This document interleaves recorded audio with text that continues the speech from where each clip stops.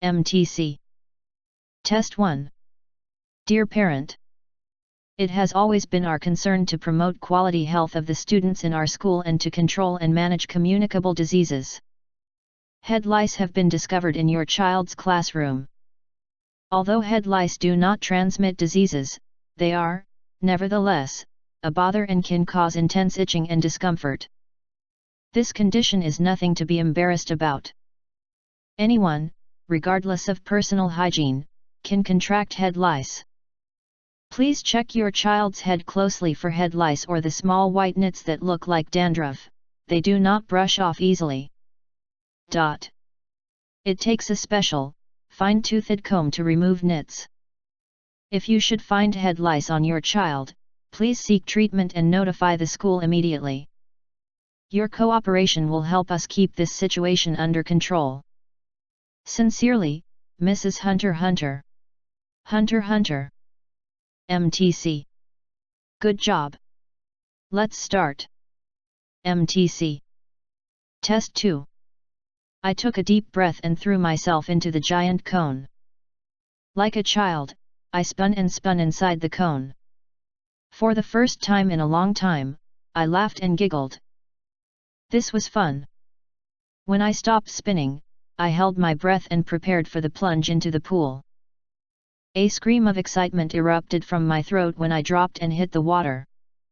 When the cold water hit me, I moved my arms in striding motion to stay afloat as I had seen the kids do. Then suddenly I remembered I couldn't swim. Within minutes, I was neck-deep in water. Desperately I flapped my arms in a useless attempt to stay afloat, but the more I flapped, the deeper I sank. A fear as cold as ice froze my heart when I realized that there was no foothold. MTC. Good job. Let's start. MTC Test 3. One of the best pieces of advice I got when my son was really little was from his nursery school teacher, who told parents to pretend that we liked bugs and worms.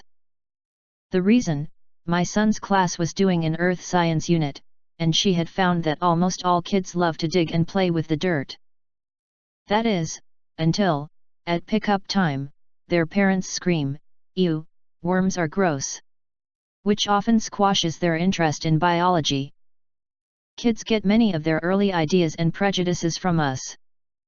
So how you feel about your own work and how you talk about it in front of your kid affects how she views work in general. If you enjoy your job, say so. Even if you don't love your job, you can probably say that you love having one. It's important to relay the idea that a job is something to take pride in. MTC. Good job. Let's start. MTC Test 4. Though there may be no perfect design, we can still speak of good design. We can admire the brilliant solution, appreciate the ingenious device, and enjoy the clever gadget. Imperfect as they may be, they represent the triumph of the human mind over the world of things, and the achievements of accomplished designers uplift the spirit of us all. The pole vaulter who sets a new record is no less of a champion because he does not clear the next bar height. He had conceived and executed his run, the planting of his pole, and the arc of his body in the best way that he could for that meet, and for the time being, at least, his best is the best.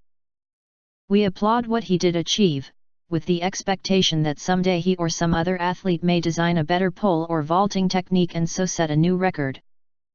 That is the nature of design. MTC. Good job. Let's start. MTC Test 5. Instant and early conclusions, solutions, suggestions, and statements about how we solved that in the past are the enemies of good problem solving. The good is, most often, the enemy of the better. Defining the problem and taking action occur almost simultaneously for most people. The mentally agile survivor paradoxically puts more energy into playing with the problem, mentally defining more creatively. Voluminous research on problem-solving shows conclusively that the more effort one puts into the front end of the problem-solving process, the easier it is to come up with a good solution. This doesn't mean being inactive.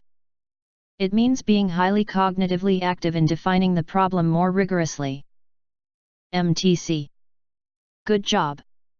Let's start. MTC. Test 6.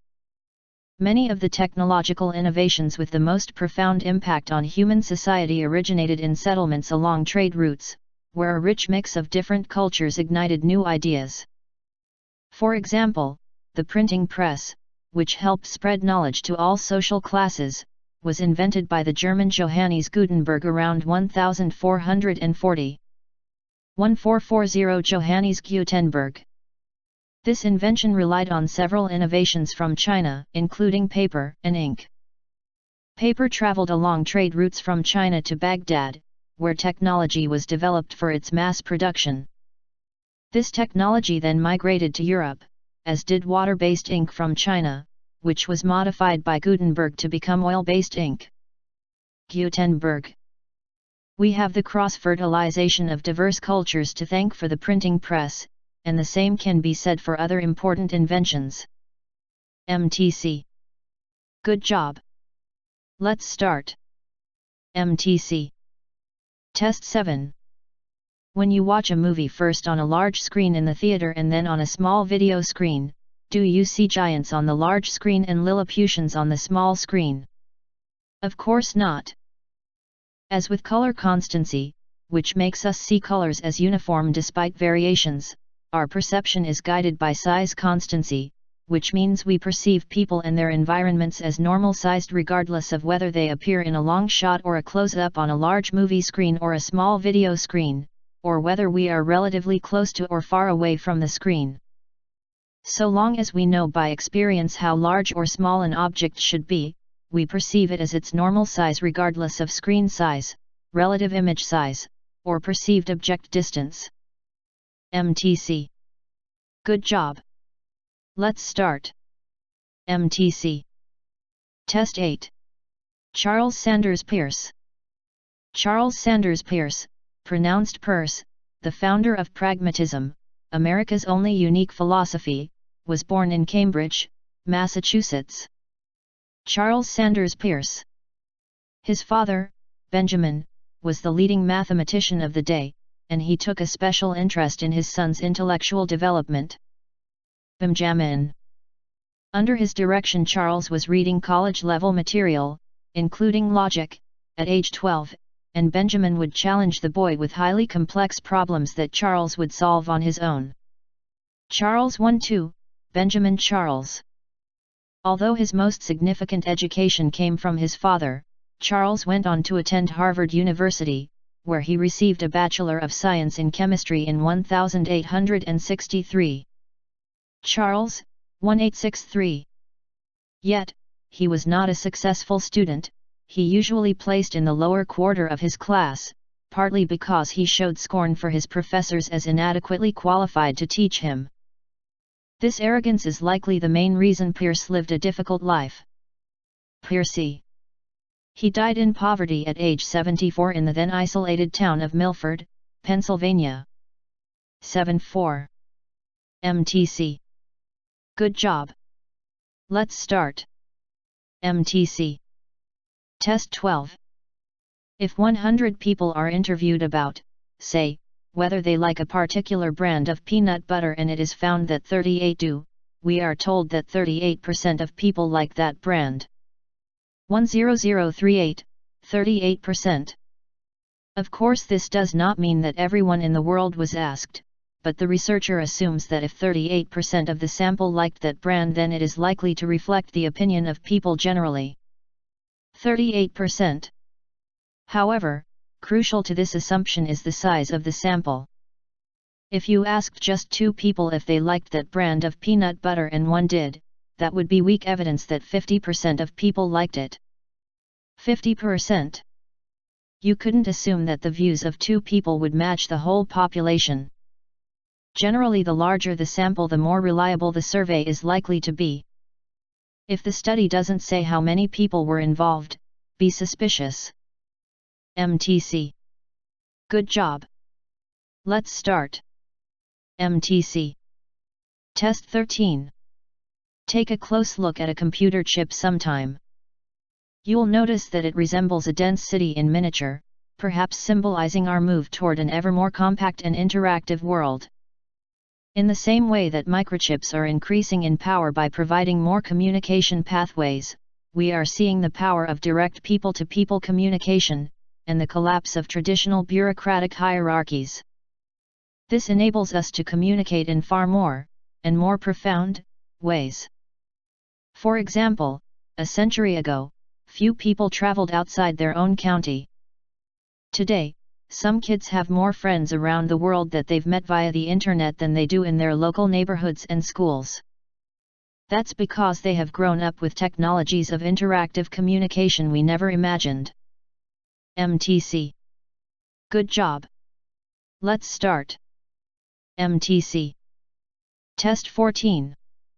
Research from New York University and Tel Aviv University has shown that you are more inclined to think creatively when you imagine yourself removed from a problem or situation. New York, Tel Aviv. Imagining yourself in the mind of somebody else, for example, is a simple way to trick your brain into seeing things in new ways. The act of people watching is one way to do just that. As you watch strangers, you can imagine how they might handle a situation.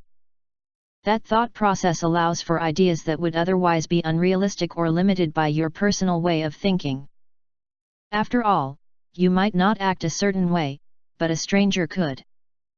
Imagining how a stranger might act makes it possible for you to think of more radical and imaginative ideas than you might be used to, simply because it's not you acting them out, but someone else you're watching. MTC. Good job. Let's start. MTC. Test 15.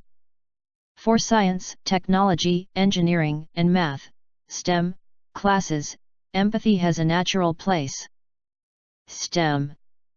It is an integral part of teaching design thinking, which centers on applying creativity to realize and solve problems. In order to imagine or identify challenges to be addressed, students have to put themselves into the lives and circumstances of others. They have to ask themselves, what is this person feeling? What is his situation like, and how can we make it better for him? They use their insights from those reflections to address solution-based thinking. Through various processes, brainstorming, inquiry, etc., they identify a specific way they can solve the problem. They design and test their prototype, still thinking about the ultimate user and making modifications with the user in mind. MTC. Good job. Let's start. MTC. Test 16. Low productivity firms are often located in industries where the demand is stagnant or falling. This is partly due to the fact that new plants do not need to be built to meet new demands, but it is also due to a human problem. Dying industries simply cannot be managed as efficiently as growing industries. Growing industries attract bright, aggressive managers who want to advance rapidly with their companies. In dying industries, promotions are few and far between. Smart young managers know that they should be avoided. Who wants a job where the basic problem is to decide who to fire each day and where new, exciting investments are not happening? In a dying industry, everyone is out to protect what they have rather than to build something better. MTC. Good job. Let's start. MTC. Test 17. There is an important reason to attract pollinators that has little to do with their pollination services and a lot to do with the fact that they are part of a food chain. In the natural world, everything eats something else in order to survive. Those same insects that pollinate our flowers can also prey on a range of pest insects and help keep them under control. They are in turn prey for birds, frogs, or lizards. The honey eaters, for example, that pollinate our flowers while feeding on the nectar within them, also eat insects from under the bark of trees and might themselves become prey for larger birds. Lizards in the mulch eat a range of garden pests and might end up being eaten by magpies. MTC. Good job. Let's start. MTC. Test 18. In an ideal world, all arguments would be decided on their merits and not their presentation.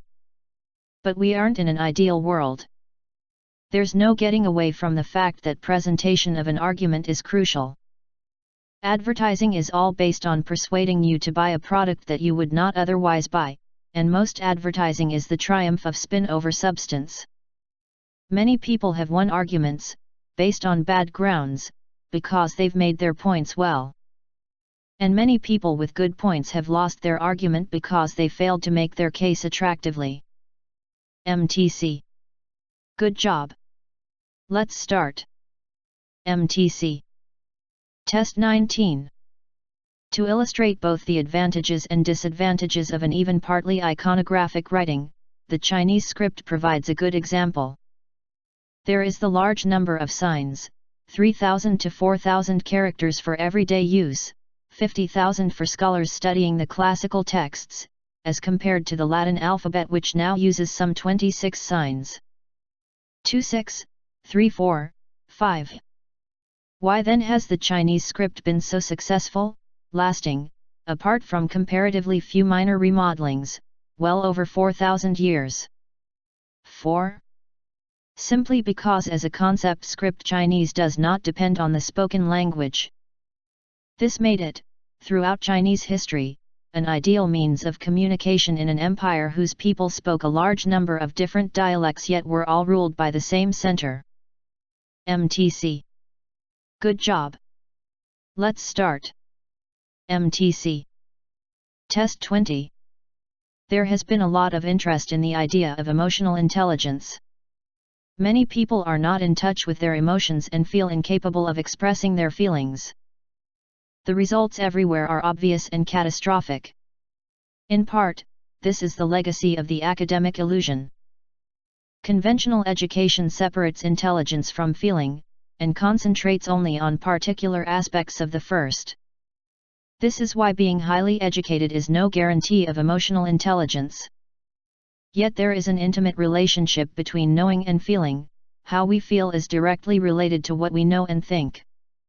Creativity is not a purely intellectual process. It is enriched by other capacities and in particular by feelings, intuition, and by a playful imagination. MTC. Good job. Let's start. MTC Test 21. The importance of experimental learning depends strongly on the nature of the activity. There are high-risk activities in which the agents have to limit their experiments because they could conflict with the normal performance that has to be achieved. Airline pilots or surgeons cannot learn in this way. Similarly, people managing a marshalling yard or regulating the flow of subway train traffic will avoid any type of experiment in the normal course of their work. By contrast, a teacher can carry out educational experiments and a craftsman can look for new solutions to a particular problem during the production process.